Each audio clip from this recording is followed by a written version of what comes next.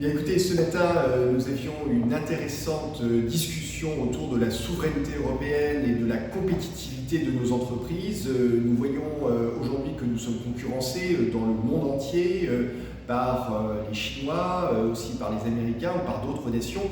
Et malheureusement, certaines qui partagent de moins en moins nos valeurs fondamentales que sont la démocratie, l'état de droit et les droits humains. Il est donc important pour l'Europe de regagner en souveraineté, d'être capable d'abord de se nourrir, de se soigner, de se défendre seul, sans être dépendant du reste du monde, et puis plus globalement d'avoir des entreprises qui sont au top de l'innovation et capables de vendre leurs produits dans le monde entier face à la compétition des autres continents. Pour cela, il est important aujourd'hui de desserrer certaines contraintes réglementaires. Il ne s'agit pas de renoncer à nos valeurs, de faire attention dans les domaines notamment de ce qu'on appelle la compliance, dans les domaines de l'environnement ou encore des règles de la concurrence, de faire en sorte de ne pas brider inutilement les entreprises pour qu'elles puissent justement innover.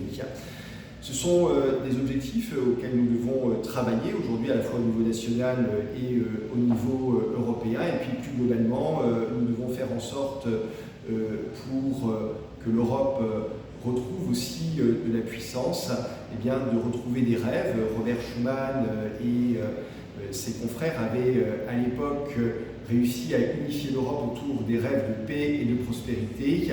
Si nous voulons donner envie à la jeunesse demain de continuer à croire en l'Europe et à fédérer les États européens, nous devons retrouver des rêves communs.